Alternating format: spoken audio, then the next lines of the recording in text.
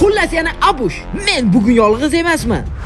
Qarshingizda men, do'stlarim esa Shahriyar va Simak. Bizni qarshimizda esa 4 ta ishtirokchi. Ular Jiviki, Javohir, Epic, Aijo. Bugun ular quruvchilar rolini o'ynashadi. Bizning do'stkamizda esa 3 kun vaqt va 3 xil mavzu bor. Shu 3 kun ichida ishtirokchilar 3 xil mavzudagi wow kartalar yasashadi. Har kuni kunning oxirida biz hakamlar bilan wow kartalariga kirib baholar beramiz. Qaysi ishtirokchining umumiy ochkosi eng kam bo'lsa, o'sha kuni o'sha ishtirokchi o'yinimizni tark etadi. Shunday qilib, qaysi o'yinchi 3 kun ichida finalgacha borib g'olib bo'lsa, sirli yuzi g'olibiga aylanadi. Kelinglar birinchi kunni boshlab olamiz. Birinchi kun, birinchi mavzu. Otishma karta. Unda qurilishlar boshlandi. Har 4 ta ishtirokchi ham otishma mavzuga ega wow kartalarini yasashni boshlashdi.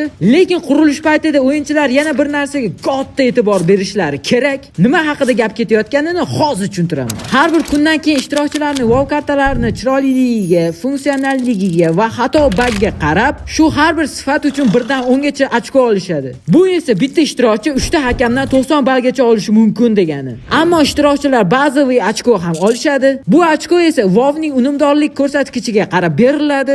Bu esa juda muhim. Chunki WoWning unumdorligi 4,5 minggacha bo'lsa, muammosiz barcha telefonlarda qotmaydi. 4,5 mingdan 10,5 minggacha bo'lsa, 70% telefonlarda muammosiz, qolgan 30% kuchsizroq telefonlarda qotadi. 10,5 mingdan baland esa 30% muammosiz. Bu degani 70% telefonlarda qotadi degani. Shuning uchun unumdorlik ko'rsatkichi uchun ham 1 dan 30 gacha bo'lgan ochko beriladi. Shunday qilib, ishtirokchilarning WoW kartalari tayyor.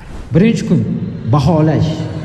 Birinchi bo'lib birinchi o'yinchini WoW kartasidan boshlaymiz. Jivikini bilasizlar, ko'pgina o'yinlarimizda ishtirokchi bo'lgan. Eslaysiz, sizlar ham Telegram kanalimizga o'tib o'yinlarimizga qatnashsanglar bo'ladi. Buning ustiga u klanimiz a'zosi, ammo Jiviki WoW yasashda o'zini qanday ko'rsatar ekan? Qarshingizda birinchi o'yinchini otishma WoW kartasi. Shunday qilib biz uchala hakam ham WoW kartalarda 15 minutcha otishib, o'rganib, tekshirib ko'rdik va bizning birinchi o'yinchi Jiviki otishma kartasi uchun berilgan baholar. Ochig'ini aytsam, Jivikining kartalarida men chiroy ko'rganim yo'q, shundan 10 dan 5 beraman. Sababi umuman bir neobычный aksessuar ham chiroyli bir predmet ham qo'yilmagan. Sal chiroy bo'yicha zerikali bo'lib qolgan deb o'yladim. Funksiyalarga kelsak, funksiyasi ham juda ko'p emas, o'rtacha bo'ladi. Shu uchun 10 dan 7 beraman. Oddiy karta deb qo'ygan. Bunaqa kartalar PUBG'da ko'p lekin. Xato va baglari to'g'risi bitta katta xato topdim. U xatoni boshqa hakamlar ham sezgan bo'lsa kerak. Shu xato uchun 10 dan 7 beraman. U xato esa bu tepada shot bilsanglar har otilganda ko'rinmayapti. Raundni tugaganda ham ko'ringani yo'q. Birinchi o'yinchiniki zo'r ekan, menga yoqdi. Chiroyligiga ham 10 dan 10 berdim. To'g'ri, ozgina default bo'lishi mumkin, lekin tepaga chiqib ko'rayotgan joyi bor ekan. Funksiyalariga ham 10 dan 10. Lekin bitta aybi bagi bor ekan. Shunga ham pastroq baho qo'ydim. Chiroyliligi zo'r demayman, oddiy kartaga o'xshab qolgan. Bunga men 4 qo'yaman. Funksionalligi esa ko'rib turibsizlar, zona, sakratib yuboradigan va batutlardan tashqari hech narsa yo'q. 4. Xato va bagga kelsak, eng katta xatoga yo'l qo'yilgan. Chunki tasavvur qilinglar, do'stinglar bilan otishga kirdinglar, ammo shu yerda ko'rsatmasa. Shuning uchun men 7 qo'ydim. Eslatib o'taman, biz xato bagni kartada qancha ko'p topsak, ochko kamroq. Kamroq xato yokida umuman chiqmasa, shuncha ochko baland beriladi. Jivikining unumdorlik ko'rsatkichi 2071. Bunday kam element uchun sal balandroq, shuning uchun 30 shkalada 18 qo'ydik. Endi navbat ikkinchi o'yinchi Javohirning otishma WoW kartasi. Albatta otishma karta bo'lgani uchun birinchi otishib ko'rdik va qolgan narsalarni ham tekshirib biz shunday xulosaga keldik. Ikkinchi o'yinchi Javohirni taxlagan kartalarga men chiroyliligi 10 balli sistemada 4 berdim. Sababi kartada chiroyli narsa yo'q va umuman neobычный aksessuar ham ko'rganim yo'q. Shuning uchun past baho berdim. Kartani funksiyalariga kelsak, men 10 balli sistemada 6 berdim. Sababi juda ham oddiy bo'lib qolgan. Funksiya ham pashti umuman ko'rganim yo'q. Oddiy bomba otadigan karta bo'lib qolgan. Bunaqa kartalar PUBG'da to'g'risini aytsam juda ham ko'p. Agar shuni har bitta kill qilinganda oruj almashadigan qilsanglar, sal bo'lsa ham ball oshardi. Xato va baglariga kelsak, men umuman bag topolmadim. Shuning uchun men 10 balli sistemada 8 qo'ydim. Xato esa bitta topdim. Bu esa ham mashina portlagandan keyin umuman tuzuk holda avvalgi holiga qaytmasagan o'sha portlagan holcha turar ekan va bu 15 minut turadi. Bu narsa to'g'risi aytsam zerikali. Bitta portlagandan keyin joyiga qaytsa u narsa yaxshi bo'lardi, qiziqarliroq bo'lardi. Ikkinchi o'yinchiga Javohirga chiroyliga 8 qo'ydim, chunki bu kartaga kirsanglar hammasi bir xil. Bagga 9 qo'ydim, chunki ochiq joyi bor ekan ozgina.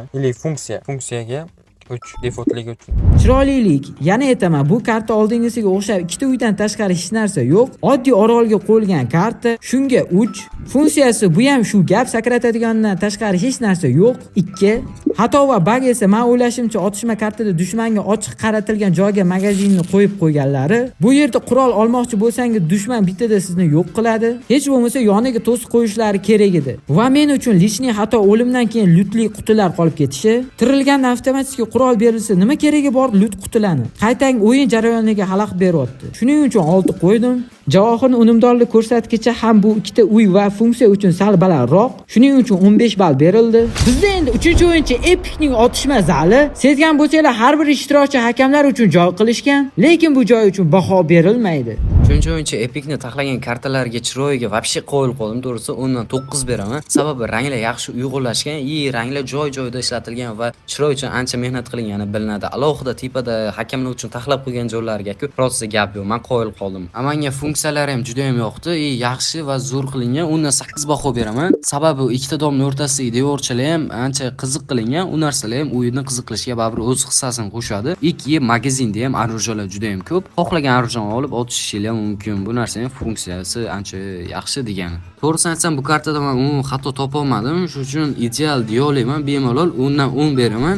Prosta yaratuvchiga gap yo'q, malades, zo'r qilibdilar. 3-o'yinchini chiroyligiga 10 qo'ydim, menga juda ham yoqdi. Juda ko'p funksiyasi bor ekan. Funksiyaga 10 dan 10. Katta xatoligi o'tsa ham bo'ladi. Chiroyli, lekin kundalik o'ynaydigan WoW kartalarimiz bilan bir xil. Men uchun wow bo'lmadi. 5. Funksiyalari bor, yo'q emas, lekin juda kam. 6. Xato esa shaxsiy topgan narsam o'rgimchak to'ri bilan devor ustiga chiqib olish mumkinligi. Bu albatta o'yin tartibini buzadi. Shunga 8 qo'ydim. Epic'ning unumdorlik ko'rsatkichi esa bu qurilish uchun o'rtacha, shuning uchun 20 ochko berildi. So'nggi 4-o'yinchi Aijo'ning otishma WoW kartasiga ham keldik. To'g'risi bu kartani birinchi ko'rganimda Counter 1.6dagi House kartasiga o'xshatdim. Aslida ham aynan shu ekan. Aijon kartalari ham to'g'risini aytsam juda ham chiroyli chiqqan. Undan 9 ball beraman. Nimaga? Chunki bunaqa ideyadagi bunaqa chiroyli karta hali men bunaqa tuzilishdagi karta ko'rganim yo'q. Bahoyim yaxshi, xolis bo'ldi deb o'ylayman. Funksiyalarga kelsak, men funksiya juda ham ko'p ko'rganim yo'q. Funksiyalari sal yetishmaganda tuyuldi menga. Bir ikkita narsalar qo'shsa bo'lardi, uchadigan, boshqacha narsalar qo'shsa bo'lardi. Funksiyalarga undan 7 baho beraman. Yaxshi, lekin chidasa bo'ladi, zo'r karta. Xato va bugga kelsak, bug to'g'risini aytsam, bugungi kartalarda unchalik ham topolmadim.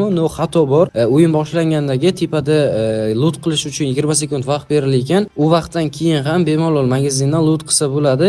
Keyin loot qilish uchun juda ham noqulay qilingan. 4 ta 5 ta magazin qo'yilgan. Ichida har xil narsalar. Vaqt ko'p ketib qolgan loot qilish uchun. Shuni men xato deb bildim. Xato bug uchun men undan 8 beraman. 4-o'yinchi Aijo'ga chiroyligiga 10. Bilsanglar, Counter 1.6da Desert degan karta bo'lar, shunga o'xshar ekan. Bugga 9, chunki kartaning nark tarafiga devordan sakrab o'tib ketib qolsa bo'lar ekan. Funksiya shoplar bor ekan, bir 10 tacha. Menga yoqdi. Eng yoqqani mana shu bo'ldi. Menga eng chiroyliligi bo'yicha yoqqan karta shu bo'ldi, lekin 1.6dagi yana ancha narsani qo'shsa bo'lardi, ammo chiroyliligiga 9 beraman. Funksiya lekin uncha ko'p ko'rmadim, lekin magazindagi ancha urg'u berilgan, lootlar alohida, qurollar alohida, xuddi rostakasi Counterga o'xshab. Bunga esa 6. Xato bagiga kelsak, uy orqali teksturadan chiqib ketsa bo'lyapti va slot faqat ikkita jamoa uchun qilingan. Qolgan slotlarga odam tursa tekstura ichida paydo bo'ladi. Shuning uchun xato uchun 6 berdim. Aijon unumdorligiga kelsak, 2029. Bu karta uchun bu unumdorlik yaxshi va 25 ochko berildi. Endi hoziroq videoni to'xtating va qaysi ishtirokchi bugun o'yinni tark etadi? Nima deb o'ylaysiz? Shunday qilib bizda umumiy ochkolar tayyor. Ko'ramiz bugun qaysi ishtirokchi bizni tark etadi. Yo'q, afsuski, eng kam 64 ochko bilan bugun Javohir o'yinimizni tark etdi. Mana birinchi kunda ham tugatib oldik. Endi navbat ikkinchi kunga. Ikkinchi kun. Ikkinchi mavzu. Parkour karta. Shu Shunday qilib o'yinchilar yanada qiyinroq bo'lgan parkur mavzusini qurishga kirishib ketishdi. Aytmoqchi, agar shu WoW quruvchilar mavzusi yoqqan bo'lsa, kommentga davom etsin deb yozinglar. Keyingisini masshtabniroq qilib o'tkazamiz. Bu safar ishtirokchilar hakamlarga qulay bo'lishi uchun teleportlar qo'yishligini aytdik. Ko'ramiz kimning fantaziyasi kuchliroq va ideal darajaga yaqin qilar ekan. Siz uchun 2 soniya, bizda ket tushdi. Va bizda ishtirokchilarning kartalari tayyor. Shunday qilib, ikkinchi kun baholash. Qarshi oling, qarshingizda birinchi o'yinchi G2 ning parkur kartasi. Parkur kartalarini albatta birinchi yurib tuzoqlarni tekshirdik va bizda G2 uchun berilgan baholar. G2 ning kartalari chiroyli chiqqan. Chin dildan mana bu chiroy uchun mehr berilgani bilinib turibdi. Shuning uchun 10 dan 8 baho beraman. Menimcha yaxshi baho berdim deb o'ylayman. Funksiyaga kelsak, bu kartada ham men funksiya unchalik ko'p ko'rganim, shuning uchun 10 dan 6 baho beraman. Yaxshi funksiyalar bo'limini yetarli. Xato va bug absolutni yo'q va bu G2 ning kartalariga ham xato va bug uchun men 10 dan 10 beraman. Prosta qo'yil, gap yo'q. Birinchi o'yinchiga G2 ga chiroyliga 10 qo'ydim. Chiroyliga juda baland ekan. Funksiyaga 9 qo'ydim chunki menga o'rtacha yoqdi. Xato va bug topolmadim, shuning uchun 10 qo'ydim. G2 ning WoW kartasi chiroyli, katta gumbaz va uni atrofiga tepagacha har xil elementlar qo'yib xuddi zina kabi yasalgan. Bemalol 9 ochko qo'ysa bo'ladi, lekin funksiyaga kelganda deyarli yo'q. Predmetlar va start finish qatnashgan xolos. Shunga 2 bahoga arziydi deb o'yladim. Hech bo'lmasa elementlarni ba'zilarini qimlaydigan qilib qiyroq qilganlarida tepaga chiqquncha zerikarli bo'lib qolmas edi. Ammo kartada bitta ham xato yoki bug topmadim. Shuning uchun 10 baho qo'yishga qaror qildim. G2 ning unumdorligi 8643. Elementlar bir joyga yig'ilib qolgan va shuning hisobiga unumdorligi baland bo'lib ketgan. Buning uchun esa 8 ochko berildi. Endi navbat 3-o'yinchi Epic ning parkur kartasi. Unumdorlik oshib ketmasligi uchun elementlar 3 qismga bo'linib yasalgan ekan. Bu albatta yaxshi. Epicni taxlagan parkurlarga men chiroyliligi 10 dan 6 beraman. Sababi rang juda ham yo'g'on, odamni sal zeriktiradi. Buni qarang. Ochiq havda yasalganda edi ham qanaydir baribir chiroy bergan bo'lardi. Chiroyga men juda ham chiroyli narsa ko'rganim yo'q bu parkurda. Funksiyasiga esa men undan 7 berishga qaror qildim, chunki unga tortadigan funksiya ko'rmadim-ku, lekin yaxshi funksiyalar qo'shilgan, mana bunaqa kutilmagan narsalar bor ekan, sal qiyinroq ham bo'lgan. Buni sal bo'lsa ham normal bo'lgan. Xato va buglarga kelsak, undan 10 beraman, chunki bitta ham xato ham, bug ham topolmadim. Shuning uchun so'zsiz undan 10. Shuning uchun Epicga chiroyliga 8 qo'ydim. O'rtacha norm. Funksiyaga 9 ekan. Bugga 9, yoqdi zo'r. Chiroyli, ayniqsa 3 ta joy qo'ygan bo'lsalar, uchalasida ham 3 xil rang va tuzoq. Lekin rang masalasida juda oshirib yuborganlar. To'g'risi, tuzoqlardan o'tish jarayonida ko'z og'rib ketdi. O'ylab 7 baho qo'yishga qaror qildim. Funksiya masalasida elementlar qo'yilgan va har bir joyga teleport qo'yib yaxshi ishlangan. Lekin menga bitta checkpointga borishgacha bo'lgan tuzoqlar kamlik qildi. Funksiya uchun 6 qo'ydim. Hammasidan tezda o'tib ketdim, faqat bitta joydan tashqari. Startdan finishgacha borib bitta ham xato va bug ko'rmadim. Buning uchun albatta 10 bahoga arziydi. Epicning unumdorligi 1814, elementlar ajratilinib qo'yilgan, shuning uchun ideal ko'rsatkich. Buning uchun 25 ochko berildi. So'nggi 4-o'yinchi Aijoning parkur WoW kartasi. Aijoning ham WoW tuzoqlaridan o'tib, biz shunday xulosaga keldik. Aijoni parkurlariga esa men chiroyliligiga 8 beraman, chunki ochiq havoda taxlangan, ham chiroy bo'yicha Epicning kartalaridan ko'ra ancha chiroyliroq chiqqan. Bu aytgandek, ochiq havoda qurilgani ham foyda berdi. Funksiyalarga kelsak, 10 dan 5 beraman, chunki funksiya to'g'risini aytsam, umuman ko'rmadim desam bo'ladi. Funksiya yetarlicha bor, bemalol o'ynasa bo'ladi. Juda ham karta oson bo'lib qolgan, bemalol finishga tez borib qo'yib, mazza qilib o'yna olmaysiz. Tez tugab qoladi. Turmagan narsalar ham men ko'rmadim to'g'risi. Xato va bug bu kartada ham umuman yo'q ekan, shuning uchun bahoyim 10 dan 10. 4-o'yinchi Aijoga 10 dan 10 qo'ydim. Chiroyliga yaxshi, menga yoqdi. Funksiyaga 9, yaxshi bo'ladi. U ham norm. Xato va bugga 9. Ba'zi bir joylari nito'roq ekan, yoqdi. Chiroyliligi bo'ladi, lekin mashhur gapim, kundalik o'ynaydigan WoWlar bilan bir xil, atrof muhitga ishlanmagan, ko'rinish 8 bahoga arziydi deb o'ylayman. Qimirlaydigan tuzoqlar boshida qo'yilgan, lekin boshqa topa olmadim. Qo'shimchasiga juda qisqa. Biz bu kartani 5 minutda tugatib qo'ydik. Funksiya uchun 4 ochko. Bu kartada ham xato yoki bug ko'rganim yo'q. Shuning uchun 10 baho qo'ydim. Aijoning unumdorligi 1321. Albatta yaxshi bu ko'rsatkich va 20 ochko berildi. Barcha ishtirokchilarning yasagan WoW kartalari bir-biridan yaxshi chiqqan, ammo bugun ham bir ishtirokchini chiqarishimiz kerak. Ko'ramiz kimning ochkosi eng kam. Chatti. Bugun eng kam 82 ochko olgan G2 o'yinimizni tark etdi. Mana eson omon 2 kunda ham tugatib oldik. Endi navbat 3-kun, ya'ni final mavzuga. 3-kun Uchinchi mavzu. Erkin uy karta. Endi finalistlar final uchun erkin mavzudagi uy qurishadi. Ko'ramiz qaysi ishtirokchini uyi har tomonlama ideal va chiroyli chiqarkin. Har ikki ishtirokchilarning uylari tayyor. Yozing, qaysi o'yinchi mutlaqo bugun g'olib ishtirokchiga aylanadi. Keling biz ungacha o'yinchilarni baholaymiz. 3-kun. Final. Baholash. Kelinglar finalda ikki ishtirokchini binolarini bir vaqtda ko'rib baholaymiz. Qani, olg'a. Ko'rib turganingiz 3-o'yinchi Epic'ning uylari va ularga qarshi 4-o'yinchi Aijoning uylari. Biz hakamlar har ikki uyda ham sayohat qilib chiqdik va har ikki o'yinchi uchun ham berilgan xolis baholarimiz. Finalda taxlangan bino mavzusidagi Epic'ni taxlangan kartalarga men chiroyliligi 10 dan 8 beraman, chunki juda ham chiroyli bo'lgan. To'g'risini aytaman, menga vobshe yoqdi. Ichlari ham to'la bo'lgan, hamma narsalar o'z joyiga qo'yilgan, orqada ham moshilla, har bitta detalga e'tibor berilgan. Bunisi menga yoqdi, shuning uchun 10 dan 8 baho. Chiroyliligiga prosta gap yo'q. Aijon taxlagan kartalarga men chiroyliligiga 10 dan 7 baho beraman, chunki birinchi Epic'ni taxlagan kartalarida men chiroyli bir narsa ko'rganim yo'q. Aksessuarlar ham chiroyli aksessuarlar Epic'nikida ko'proq edi, shuning uchun bitta past baho berdim. Chiroyi yaxshi, ancha mehnat qilingan chiroy bo'yicha. 3-o'yinchini qurgan uyiga kelsak, sal boshqa neobычныйroq uy qurish kerak. Chiroyligiga 7 qo'ydim, chunki oddiy bo'lib qolibdi. 4-o'yinchi Aijoga 10 dan 10 qo'ydim, chiroyligiga yaxshi, menga yoqdi. Epic'ning chiroyliligi tashqi taraf juda oddiy bo'lib qolgan. Uy deyilsa oddiy yosh bola daftarga chizadigan uyga o'xshab qolgan interfeysi, ammo ichkari ancha chiroyli chiqqan. Yomon tarafi ikkinchi qavatdan boshlab to oxirgi 4-qavatgacha copy paste qilib chiqilgan. Bu esa dangasalikka kiradi va bu uchun 5 baho berishga qaror qildim. To'g'risini aytaman, uy desa ikkita o'yinchi ham oddiy tomuvchi burchak oddiy uylar qurishgan, ko'proq fantaziyani ishlatishmagan. Xo'p, mayli. Aijoning uyi usti tarafdan chiroyli va hovlisi ham qilinganligiga did beryapti, lekin ichki taraf sal xafa, ichiga nimadir yetishmayapti. Tepa qavatlar esa umuman bo'm-bo'sh. Bunga 8 berdim. Menimcha ulgurmaganlar, lekin copy paste qilishdan yaxshiroq. Funksiyalariga kelsak, funksiyalari ham yetarlicha bo'lgan. Bemalol bitta kartani qurishga funksiyalari yetadi bo'layman. Shuning uchun funksiyalarga 10 dan 8 baho beraman. Menimcha funksiyalari juda ham zo'r emas-ku, normada. Shuning uchun shunaqa baho berdim. Funksiyalariga kelsak, men funksiya juda ham ko'p ko'rganim yo'q, undan 6 baho beraman. Chunki ko'p narsa qo'ysa bo'lardi, chunki kartani nima deydi, hajmi katta edi. Domlaning ichiga ham nimadirlar qo'ysa bo'lardi. Funksiyaga 6, funksiyaga 9, yaxshi bo'ladi, u ham norm.